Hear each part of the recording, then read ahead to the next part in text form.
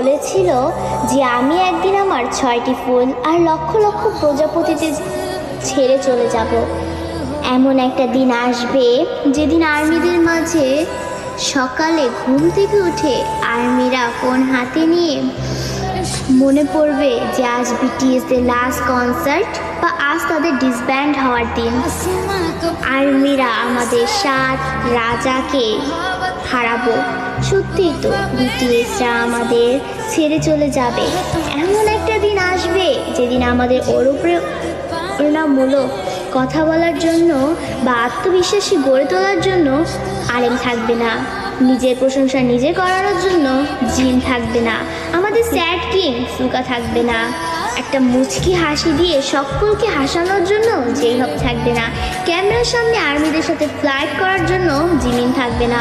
হয়তো এমন একটা দিন আসবে যেদিন আর্মিদের পাগলামো করে হাসানোর জন্য তেইয়াং থাকবে না।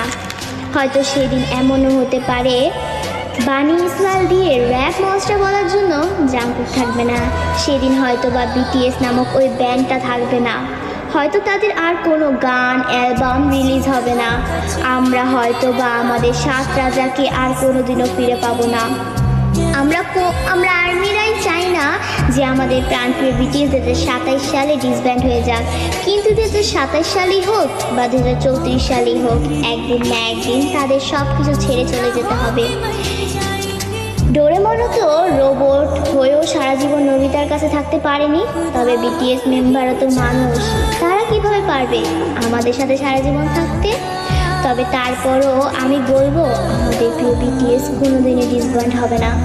তারা আমাদের হৃদয়ের মাঝে চিরকাল থাকবে। দিন শেষে একবার আমাদের রিয়েল আর্মিদের মনে পড়বে আমাদের 7 রাজার কথা, তাদের সেই পাগলামোর কথা, তাদের সেই অনুপ্রেরণামূলক কথাগুলো, এবং এটাই হচ্ছে রিয়েলিটি।